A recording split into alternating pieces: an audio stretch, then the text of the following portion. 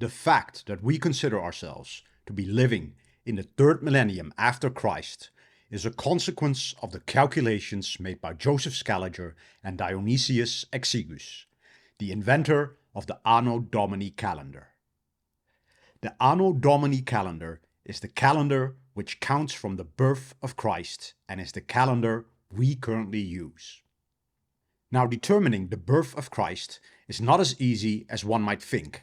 This has been a complex and much debated issue for centuries, and no records point to an exact year or day. One has to analyze the biblical numeric data and calculate the birth of Christ in the context of the described biblical events. The Orthodox Church even avoided using the birth of Christ as a chronological point of reference, as in Constantinople, the debates regarding the date of the birth of Christ had continued to well into the 14th century. Before the implementation of the Anno Domini calendar, the calendar used was the Anno Mundi calendar, counting from creation onwards. But determining the exact year of creation was just as complicated and debated. To determine the year of creation, one has to place the biblical book of Genesis within historical context. This was called the Genesis dating. It is assumed that Scaliger Chronology was based on the interpretations of various assorted numeric data collected from the Bible. Joseph Scaliger analyzed the various basis dates and used them as reference points to calculate and pinpoint the date of creation and the birth of Christ, and was foundational in creating our current historical timeline. This was done with various mathematical calculations and exercises with numbers. An example of the results of an exercise like this is the work of James Ussher, who stated the world was created on Sunday, 23 October 4004 BC in the small hours of the morning. A mind-blowing precision, as if he was there to witness it. This so-called dating of Genesis has a lot of controversy, and the computations vary from document to document. There are literally hundreds of variations of the Genesis dating, and they fluctuate with a span of 2100 years. Apparently, Scaliger brought some sense to these computations with his superior methods. Imagine in what year we would currently live if Joseph Scaliger used a different basis date or a different reference point in his calculations. According to Saint Jerome, creation was in 3491 BC. According to Eusebius, creation was in 5199 BC. According to the 70 translators of Ptolemy II, son of Ptolemy I, general of Alexander the Great, and the Greek pharaoh of Egypt, creation was in 5872 BC. The 70 translators were commissioned by Ptolemy II in the 3rd century BC to write the laws of Moses, an event which supposedly happened 1,000 years prior. This became the first Greek translation of the Hebrew Bible, called the Septuagint. Unfortunately, Ptolemy II probably never saw the results, as it took them more than 100 years to complete the job. 100 years. Now, these 70 translators, of course, are not to be confused with the 70 apostles. So whatever you do, don't confuse them. Even though their number also varies between 70 and 72, that's just a coincidence. But here is an image of the 70 translators doing some translating in medieval attire, taken from the Ostrock Bible and dated to 1581, a solid 1800 years after the translation was supposedly commissioned. Right. I guess that king character in that medieval town is supposed to be Ptolemy II, pharaoh of Egypt. What is also important to note is that no complete manuscript of the Septuagint exists, and the biblical material was first published in 1518 as the Complutensian Polyglot Bible, published in Spain under the direction of Cardinal Francisco Jimenez de Cisnero, a former Grand Inquisitor of the Vatican Church, a very interesting individual. This Bible is most probably based on the Codex Vaticanus, since the Codex Alexandrinus and the Codex Sinaiticus were not available to the Western world at that time. The oldest fragments of the Septuagint which still exist are the Papyrus Fuat 266 and the Papyrus Ryland 458 and the 4Q 122 Dead Sea Scroll. These fragments were all discovered and dated in the 20th century. All three documents were dated to the Ptolemaic era in the 3rd century BC. Paleographically. I wonder if they could be misdated. Now let us not forget that the Anno Domini calendar only started to be used from the 9th century onwards, by the endorsement of Charlemagne, although usage only became common from the 11th century onwards, by the endorsement of Otto III. Allegedly.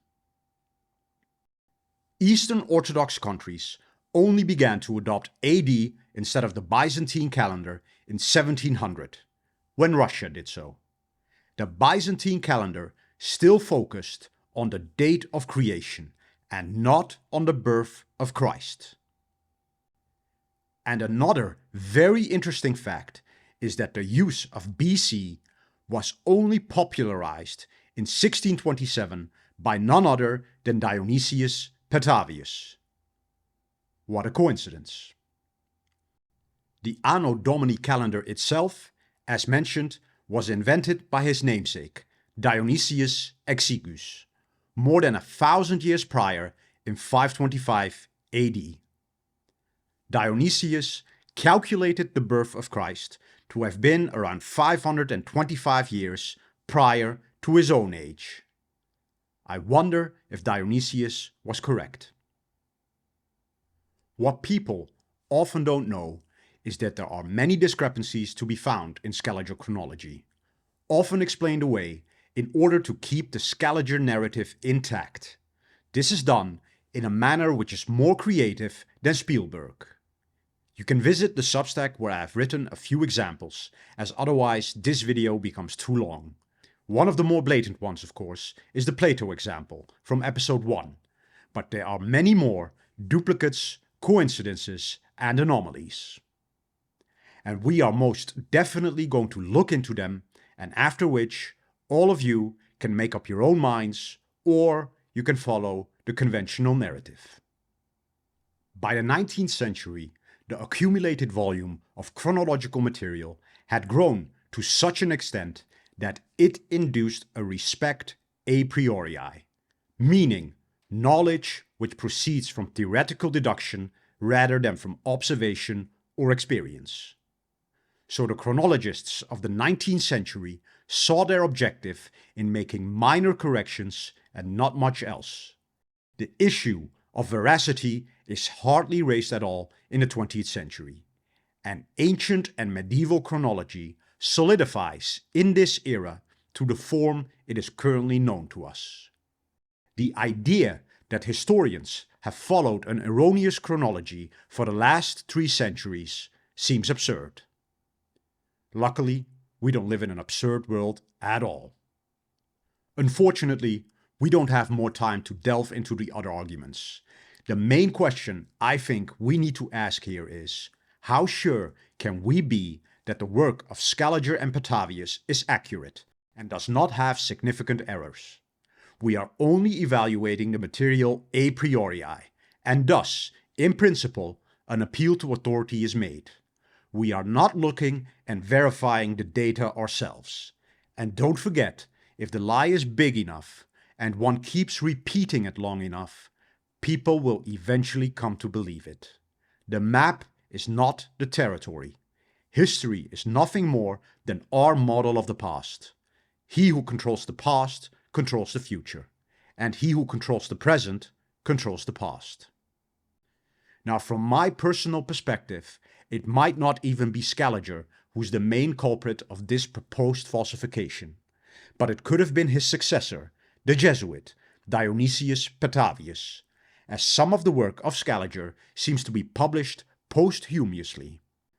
Or maybe Jean Hardoux might be correct, and the falsification happened in the 14th and 15th century under the direction of the so-called Severus Archontius.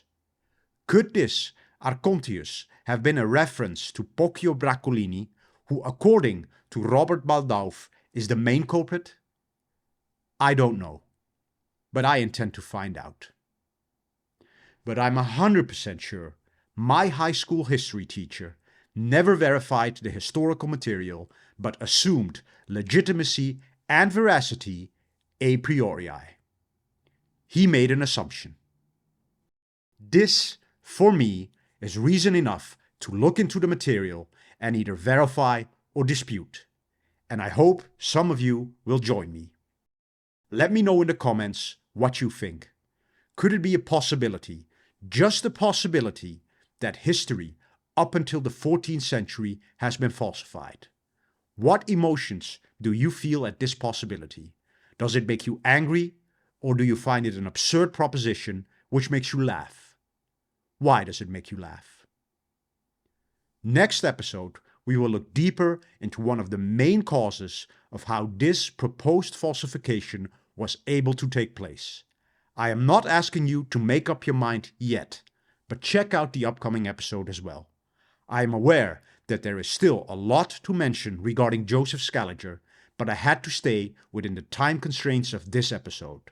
I purposefully did not discuss the Julian calendar, allegedly introduced by Julius Caesar, or the Julian period, which Scaliger proposed, as I leave that to the mathematicians. This was episode 3. I hope you enjoyed it.